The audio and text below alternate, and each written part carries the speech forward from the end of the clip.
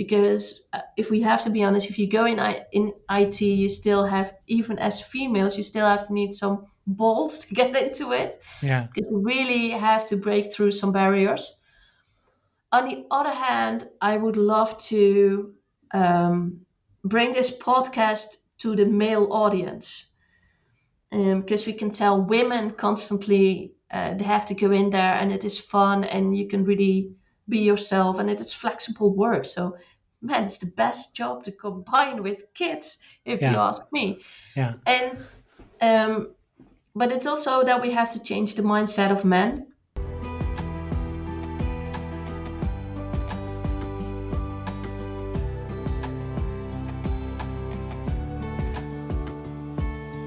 Welcome to Women Disrupting Tech. My name is Dirk-Jan Upkes, and on this podcast I give the women who work in tech the platform they need to inspire and empower each other. Join me on a journey into the world of entrepreneurship, funding, biases and role models to discover the strategies for success in the tech industry. In other words, how women can disrupt tech. Are you ready to listen?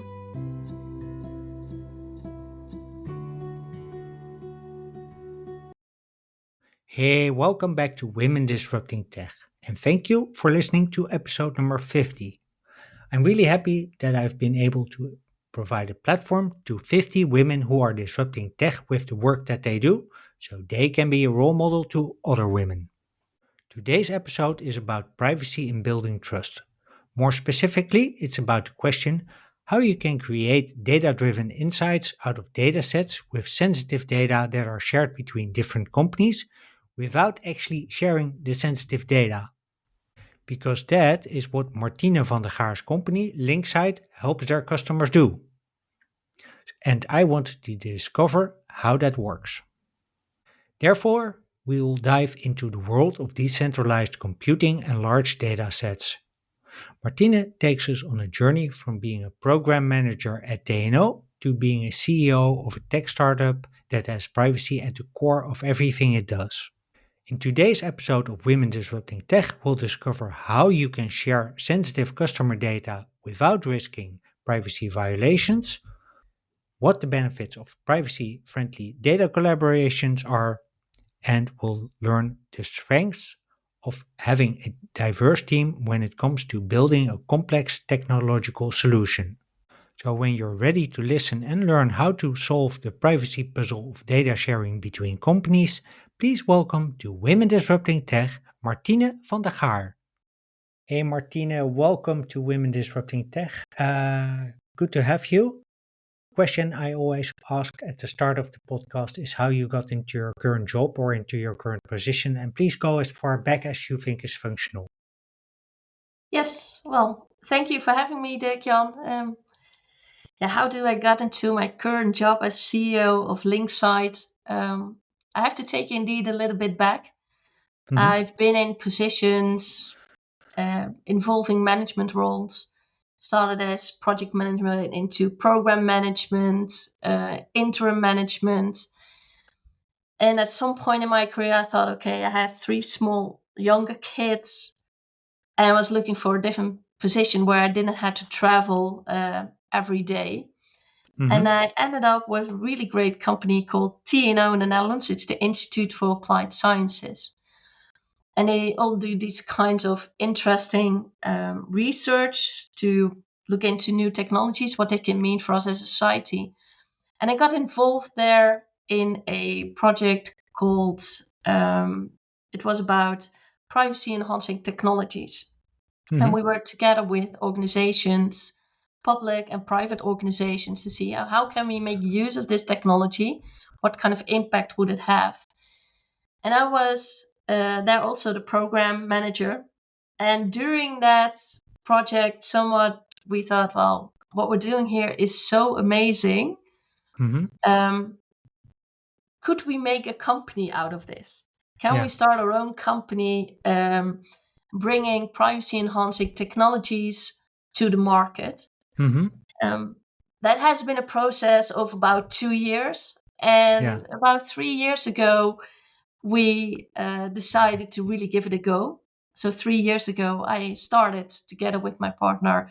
Um, we started together Linksight, and since then, I'm the CEO of Linksight. Okay. So just for context, TNO is I think it's a government organization in that sort of does a lot of research into innovation, right? Yeah, it's the Research Institute for Applied Sciences. Hmm. So you have the really early on science that's done by universities, academic Hmm. institutes, and then you have TNO at a later stage. Okay, this where you have all these new technologies where we can really look into how can they be applied. Can we um, ed- investigate what is needed for those technologies, those innovations to really be useful for the market to change them from technology into product. Uh-huh. Okay. And so the development stage, the innovation stage started at the university, if I hear you correctly, with, yeah, let's say theoretical uh, Yeah, you exercise have these what they and a call maybe a technology prototype. readiness levels, Uh-huh. and it goes from 1 till 10. And yeah. And indeed, you have the really early on 1, 2, 3, which is more the academic state, Hmm. and then you have 4, 5, 6. That it's usually more the area where Tino focuses on. Okay. And Linksight is a spin out of We are an TNL. official TNO spin-off company. Yes. Okay. Yeah. So, so you have quite a bit of background. I read on LinkedIn at TNO, also in building these solutions to share data. How does that background help you to to take the product to a level that it's actually commercial, can be commercialized? Well, it helps me that with my background, I've been, yeah, well, how to say it? I've worked in my consultancy career Hmm. a lot for other companies, Uh-huh. and I got to know how do these companies operate, what is important to them. If you adopt a new innovation or product, how can you make that um, integrate with the rest of your suite that you already have as a Hmm. company? Yeah. That helped me in my company to look at from a product perspective what is needed for our clients to adopt and make this step in uh, embracing this new innovative technology and product that we have. Hmm. On the other hand, I'm Yeah. not a technical person. I don't have a technical background, so I cannot do anything with the coding. So I leave that to my brilliant team. Yeah. Um, and I think that that is also what makes us stronger, that we combine and the technological skills and mindset Hmm. that we have in the team, as well as the business perspective. Yeah. Do you actually see that then also as a strong point of yourself that you actually the way you add value is not on the technical perspective, but on the commercial and or perhaps also organizational perspective of it, side of it? Well, I believe it definitely helps that you have a team that covers all bases. Yeah.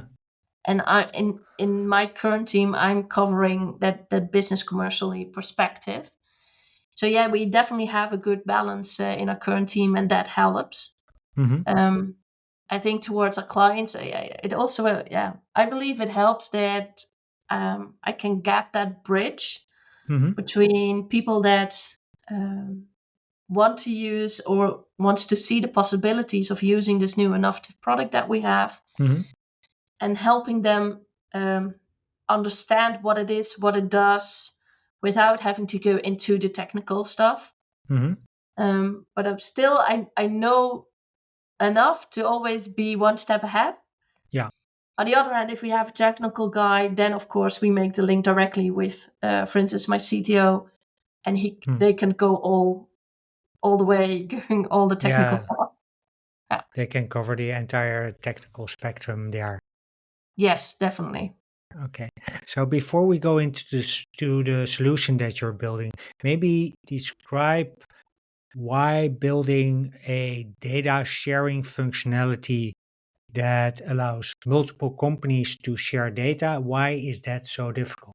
Um, why is it so difficult? It's difficult from um, a lot of angles, but I Huh? think mostly has to do with trust. Mm-hmm. The market that we're focusing on is about private sensitive data of people. So it could be, for instance, healthcare data. And it's so Mm-hmm. sensitive. You really have to trust that the other one is taking care of your data, is doing the right stuff with you, or Mm-hmm. is using your data for the right insights that are needed, that you're not Mm-hmm. misusing that kind of data. So a lot can go back to trust. Mm-hmm. And that is why also that it's sort of translated into a legal constraint, Mm-hmm. what makes it difficult, but also from a technical IT security perspective. Mm-hmm. It also has constraints, at least in the current way of working. And Mm-hmm. then you have our solution, which is something else, but that was for the next question. Yeah. Yeah, a lot comes back to trust as the Yeah. main factor. So it's about building trust, it's about meeting legal obligations, and then also building something that it's technically able to deliver on the promise of that trust. Yes. Okay, good. So, and that's also, yeah, well, it already sounds maybe simple from my words, but I can assure you from my own background that it's like incredibly difficult because we had It is. the Yeah. data sharing problem even within one company from one area to the other. But uh, yeah, what is your solution about? Well, before I Mm, answer that, maybe for our audience, mm, the current way of working is mm. that companies that want to get insights out of each other's data, Yeah. currently what they do is they copy their data, bring that to um, one organization. So you bring Mm. that all together, and that organization can do the analysis one time and gives the results back to the organizations. Aha. That is the current way of working. Yeah. And that's what we call a centralized solution, because you copy all the data and bring that into one place. Yeah. What we do as Linksight, we support data collaborations where they can keep control of their data themselves and Uh-huh. only allow for the insights to be shared. Okay. Well, how would this work? Because I Yeah. think that's the next question. Yeah. Everybody's thinking now, well, how do they do that? Well, what we do is that each organization that is involved in a data collaboration Uh-huh. um, has the Linksight product, and the Linksight product allows them to um, to encrypt actually the data in their own organization. So the Yeah. data in their own organization within, I would With say, their like own the four keys. walls of their own organization, their own area. There it is encrypted, and Mm. then every organization is creating a data station, and then Mm-hmm. you have the analysis question can be considered then as a train stepping by each data station and is only collecting in an encrypted form a piece of the answer.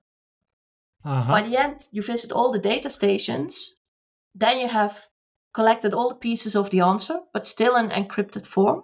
Yes. And I then was all about to the say. organizations, yeah, and then still something has to happen. Then all the organizations have to work together and say, okay, this is all allowed, this is okay. And then the answer is decrypted. And then you have the final answer. So I know we started off with saying Linksight is about privacy enhancing technologies. Mm-hmm. That is indeed taking care of the whole encryption, decrypting part. Mm-hmm. But to make it into a product, what we added is what we call data collaboration governance. Mm-hmm. And Ah. that is giving organizations the opportunities to set rules. Who am I collaborating with? What is the other organization allowed to ask me? Which kind of Mm-hmm. data are they allowed to analyze? and lots of other different rules. That's too much for Yeah. this podcast. Yeah. But And that there's a lot makes of, it actually a working product and a working solution. okay. But what I'm hearing, actually, let me test a couple of assumptions here, because there's there's this train that is passing all these stations, collecting information, and then all that information, by the way, then still encrypted with a local key. So do I understand correctly that the, let's say, the rails on which the train is running is actually the governance that makes sure that people can actually trust each other, because they know upfront, if I deliver this data, it will be only used for purposes XYZ. Yes. Okay. So that to me rings a bell of blockchain, that you actually, or so blockchain type technology, that you actually um, sort of codify, for lack of a better word, how data is used upfront. Is this Uh, similar? Is this different? Uh, well, what a blockchain is really, really good at is mm, that everybody has um, the same view of the truth. mm-hmm. Everybody agrees, okay, this is the state we're in, this is our reality. Yeah. And that's something that we also have in our product, but not using blockchain technology, but we um, have the same kind of functionality. So that indeed, that if you are in a collaboration together with multiple organizations, Mm-hmm. that we all confirm these are the rules on which we collaborate, and we all agree to that this is the set of rules. Mm-hmm. So that kind of functionality is that you also find within blockchain technology. We have as well, but supported by different technology, not using a blockchain. Okay. Same as that we also support with to build upon the trust that we started with. Mm-hmm. We create this audit log where organization can see who did what kind of analysis, who asked which kind of question, using which kind of data attributes, um, looking for, okay, was the outcome successful, yes or no? All these kind of events are logged so that everybody can always look back, hey, what happened in this data collaboration and what has changed over time? Okay. So it's also traceable and transparent. Yes, definitely, because we believe that that helps us build trust that Mm-hmm. is needed to be in these data collaborations. Yeah. Yeah. I think But that's, maybe to give you a brief example, because it's all yeah. still technology. Um, we have examples, for instance, where this you have a hospital and it's providing a new innovative treatment. It's Mm-hmm. a an example is inflammatory bowel disease, and that can also patients can be helped by the support of an app. Not Mm-hmm. only visiting the doctor once in a while, but during their activities during the day at home, they get the support of this app. Well, it's a new treatment, and the hospital invested in it. Mm-hmm. And then it is the insurance company. Then the question is, can they reimburse this app? Yeah. Well, the big question is here: is the app itself, is this new innovative treatment indeed being effective? Yes or no? Well, Yeah. we have the organizations on the one hand, the hospitals on the one hand, the insurance companies, which are not allowed to share all this data. Mm-hmm. Um, so what they are using these kind of solutions that we have, where the hospital can say, okay, these are the patients indeed giving those getting those innovative treatments using the app, Mm-hmm. and the insurance company can also validate, okay, for these patients without knowing exactly who is using what, can we Mm-hmm. see a shift in cost? Can we see that the costs are indeed, the healthcare costs declining for the hospital? Or because can we also see that on the other hand, that for instance, the costs of these patients that are using the app is making sure for an increasing cost for a general practitioner? Mm-hmm. So it's not just looking at only what is happening in the hospital, but also from a broader perspective. That How was you, not yeah. possible before, Hmm. but it is with these kind of solutions like we have.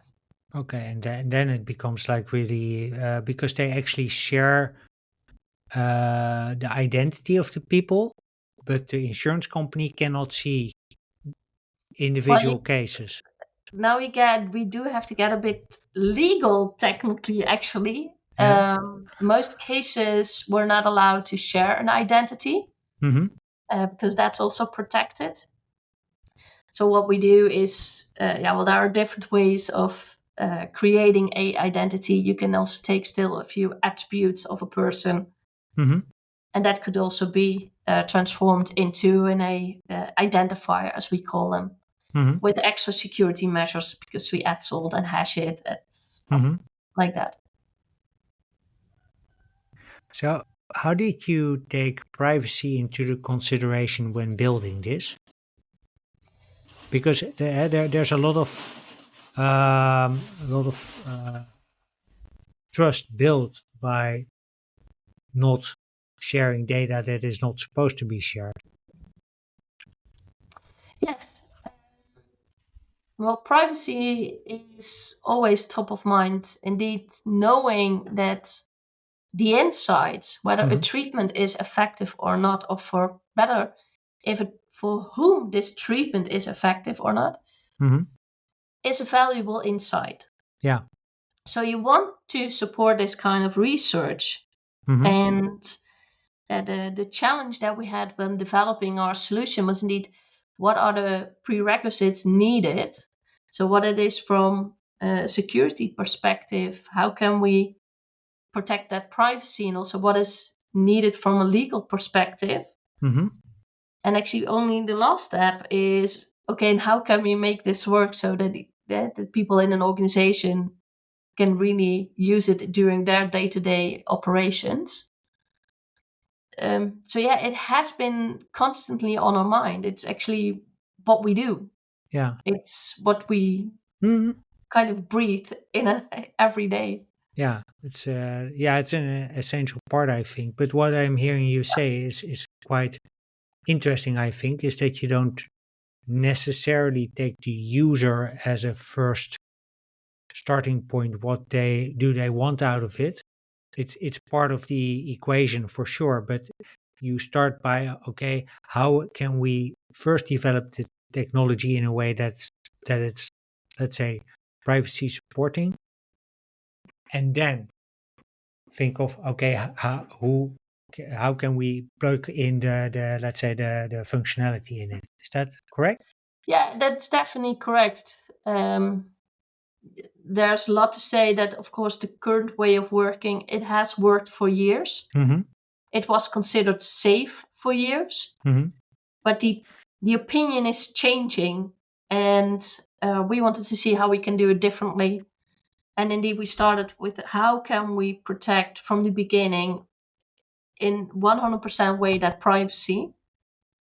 Yeah, and then the second step is okay, we can develop something, but also users have to be able to use it in the day-to-day operations. Yeah. So indeed, you also have to make that part of the equation as well. Yeah. But it definitely no, not compromising privacy. Yeah. Privacy is key, and that is that's our blood. That's also why we want to do this, Mm-hmm. to really make a change in the impact for privacy. Okay. So this is like as we've been describing it, it's incredibly complex technology to or a complex solution to build. Um, how does because you have quite a diverse team, I think, not only white cis men, let's say. So how does diversity help you build this? Diversity helps in bringing in different perspectives. I think Hmm. that's the main part. But you can still have many different backgrounds, etc. But you also need to have the culture where people believe that they can speak up and say something that is different what has been said before. Hmm. Um, so How do that, you do yeah. that? Well, we Create believe that that, culture? yeah, created culture. Well, we have set our values at the beginning, Hmm. and one of them is transparency. Uh, we want to be as transparent as possible. That's also something that's reflected in our product. Hmm. And yeah, you have to live by these values. So we have to speak up and challenge others as well to speak up. So if somebody hasn't said something about a certain topic, then we start asking, but what is your opinion? Because we Hmm. really value somebody else's opinion as well. Yeah, also so actively also Yeah. getting people engaged in meetings and in Yeah. so let's say that one of my female listeners would like to learn more about this or get an education maybe into this. Where would you recommend her to go? Yeah, well, contact me, of course. You can find me on LinkedIn. You can also find me on my Linksight. My email address is not that difficult. Okay. Um, so yeah, please reach out. I believe in helping each other. I think if we help each other, the world will be a much better place. And if you really want to have education, then yeah, I think my co-founder, my CTO Martine, yeah, he's one of the best, and that's also a reason why the University of Twente is very happy to have him 1 day a week as assistant professor, Oh, because he okay. can really engage students to make them enthusiastic about this great but also indeed complex topic. Okay. So I have two questions remaining. One is in diversity. Yeah, just go circling back to that topic for a minute. Um, in the field where you are in, so privacy and party computing, um, are there more or less women than general in tech, or is it even, let's say, worse? Less women than in general. It's 20% in general, Well, I think. again, if I have to go by the figures, seeing who's taking the class of my co-founder, my CTO, Uh, Maarten, then I believe there are less women in cryptography than in general IT. oh, So yeah, so it's really a niche still. Um, yeah, I hope it will change over time. Of uh, course, we need why, more women. why do you think that is, by the way? Um, well, if I knew that, then maybe the solution would also be a whole lot easier. Not sure. It's yeah, I don't know. It's we ask some of them, and but I think you also have to be up for the challenge. You have to like doing these kind of analytical puzzles, because that's actually what we do all Hmm. day, solving really difficult puzzles. um yeah. But do you think it's is this sort of taught, or are women not educated to go into this field, or is it? Well, women are definitely smart enough to go into this field. I think it's still struggling with the agent image there is of women, that you still have to free yourself from those traditional expectations. And even for myself, and I speak for myself, I still Uh, have to deal with that day-to-day basis. If I run into people and I have to explain, oh, I'm an entrepreneur, and oh, but do you still have time for the kids then? Or oh, but a tech company, I still get all the traditional remarks. I still get them time to time, and yeah. So it's it's we strange, still need a isn't lot of it? women to change that image. Yeah, yeah, we need more women to do that for sure. Because Yes. yeah, that's so that's a beautiful entry into my final question for you. So I have an arrangement with Jacqueline van den Ende, one of my previous guests, to make this podcast obsolete by 2032, which involves making women in tech normal so that they don't get all these remarks about, oh, how do you do that with the kids? And do you have time for grocery shopping then? And what does your husband think of this? Um, Yeah, these but questions. if we want to get that done, what would be your advice to do that, from speaking from your own experience? Um, I would love to go to uh, like high schools before people select their education to go into a certain profession. I really Huh? would love to go to those schools and have women experience that working in IT is so much more than just coding. There's so many different kind of roles, but especially that it is fun.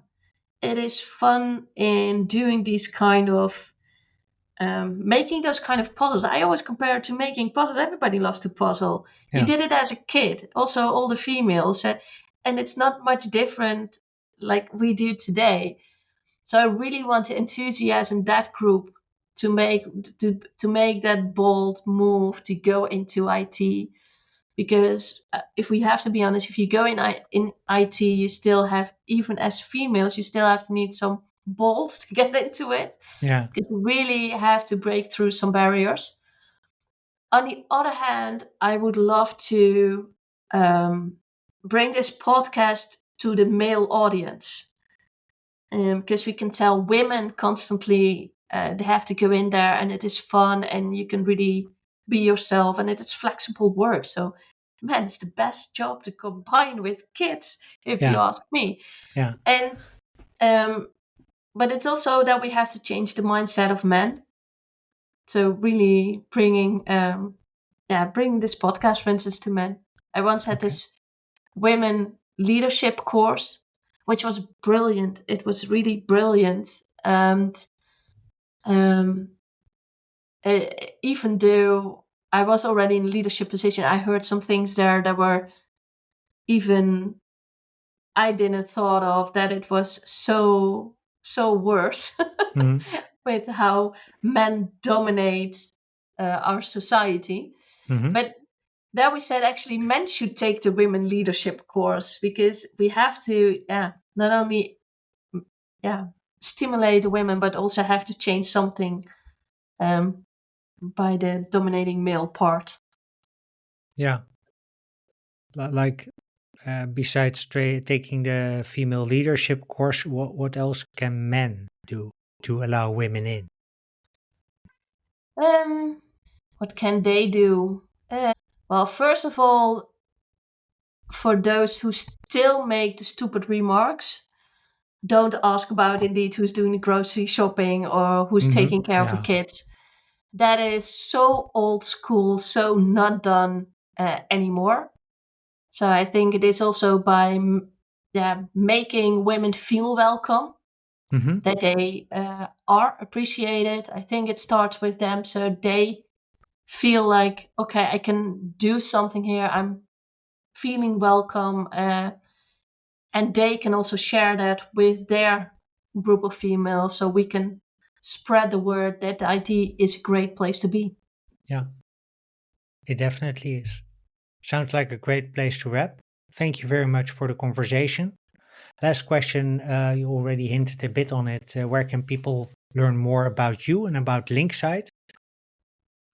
Yeah, well, you can go to our website. It's linksight.ai. That's there you can find all the information about Linksight, and you can find me on LinkedIn as well. You can send direct messages as well. I always respond. So yeah, Martina, thank you very much for this conversation. Really enjoyed it. And listeners, of course, will take all the links you can find in the show notes on Women Disrupting Tech blog. With that, thank you very much for listening and hope you have a great day. Well, that's a wrap. Thank you for listening to episode 50 of Women Disrupting Tech with Martine van der Gaar about how to use privacy as a tool to enable sharing of sensitive data between companies. Martina and I hope that you've enjoyed our conversation as much as we did, and we hope that we've managed to keep the complexity to a minimum. To learn more about Martine and her work at Linksight, feel free to connect with her via the links in the show notes. And as usual, you can find the show notes at womendisruptingtech.blog.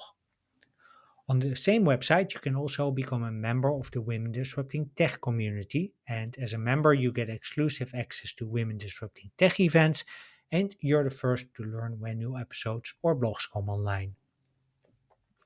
When you're looking for a role model to inspire your own hero's journey into tech, check out one of the 49 other episodes of Women Disrupting Tech on Spotify, Apple, and Goodpods. And if you're a regular listener, would you consider giving the show a rating or a review, please?